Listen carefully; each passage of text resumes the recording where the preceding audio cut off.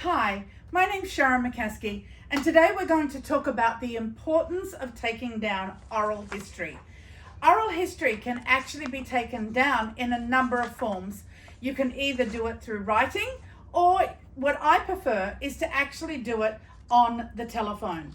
Now, we all have an iPhone or a smartphone, and the key element I really want to start with is before you actually do anything is make sure you've got enough battery, and if possible set one phone up over this side and one phone up over this side. Just buy yourself a little handheld tripod and turn the camera around to you. So as you're filming, you both can see yourself in the view of the phone. After a while, you'll start talking to each other, and you'll actually find that by talking to each other, you'll actually forget that the actual phone is in front of you. Now, this is the most important thing to do. Make sure you've got enough battery, and make sure you turn your phones onto airplane mode. The reason we want it onto airplane mode is that if somebody texts you or you're really in a great zone and all of a sudden somebody calls you. So don't forget to turn it back later on when you're actually finished. Now, ladies and gentlemen, 30 to 45 minutes is long enough to sit down and you're talking to somebody, especially somebody's older. The idea of taking down oral history is to actually get the person who may be sick, may be passing away, may be old, may be beginning to suffer dementia, or it could just be somebody young enough who actually has studied the family history. Now, many times people say to me, I'd love to know what my grandma and granddad were like, but unfortunately they're dead. Don't stress, because what I did with my particular grandfather from my father's side, and my father's side has also passed away as well, is that I contacted his family and I asked my dad's brothers and sisters what their family were like. So you actually can still get the information from your past. It doesn't necessarily have to be from that particular person. I have a real belief in that you die 3 times. You die when you die when you get buried, and you die when the last person says your name. And what I find really interesting in today's world is that everything we do, eat, sleep, for most part, especially millennials, goes on some form of social media. TikTok, Facebook, etc. Recently had a friend pass away and their social media was turned into a memorial page. What I find really interesting is that the generation, I'm 60, I know I look amazing, but I am. What I actually find amazing is that listening to people in their 50s, 60s, 70s, and 80s, of course, social media didn't exist. So for them in particular, their stories need to actually be written down. They need to be recorded, and they need to be placed in a place where family members and others can share it. Don't script it, ladies and gentlemen. Sit down with somebody just right in front of you and go, Grandma, it's so lovely to talk to you today.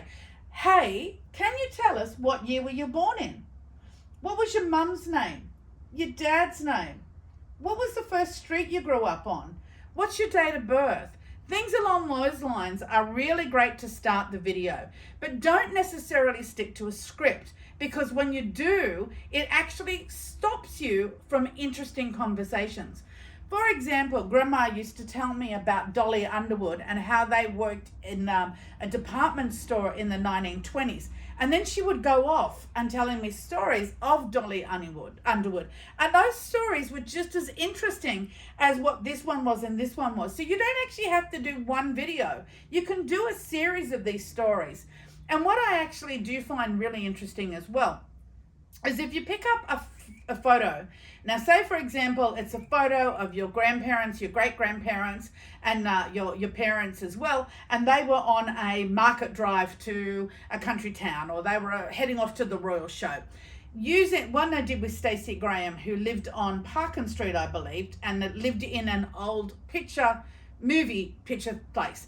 And what we did was we put that house up, and the whole video is, tell me about the house, tell me about the business, tell me who came, tell me what you did. I have a photo at home that actually has generational family members, and they are all standing on a veranda, and then they actually have like music boxes in their hands, and the whole picture, I can see it in my head now, creates a video in my mind, because I know that was a day, it was a Sunday. It was after church. The family came out. They were actually playing music. There was a little bit of whiskey swigging in the background. My great-grandmother made biscuits. My great-great-grandmother looked after the newborn babies. That one picture, by asking family members what they knew about that big photo of that time in 1890, is something that blows my mind, because that picture is now come to life. One of the saddest things I hear is that it's too late. It's never too late. Pick a time. Grandma, I'm coming over Sunday. Mum, we're going to be over there on Friday afternoon. Just basically sit and chat. And if they're uncomfortable, just let them know that you're going to put the video on in the background, but after a while, hold their hand. Put your hand on their knee, or just use the props, because the props take away from the looking at the camera. So there's some fantastic websites about questions to ask for oral history. There's some fantastic ideas of which should suit you, but it is all about suiting you. It might be that your great-grandmother was a politician. It might be about my great-grandmother was the first woman that crossed the Dalgety Bridge. She was also a lady that went out and side-saddled into the middle of the night to midwife babies. So there's so many different stories and versions of a person's life. It's interesting, we talk about Jack the Ripper or Catherine Burney, and our whole life revolves around them being the time of the murder. But their whole lives were so much more than that. Now, I'm not suggesting that we do an oral history on Catherine Burney. What I'm trying to say is that one part of their life, whilst important, is not the whole of their life.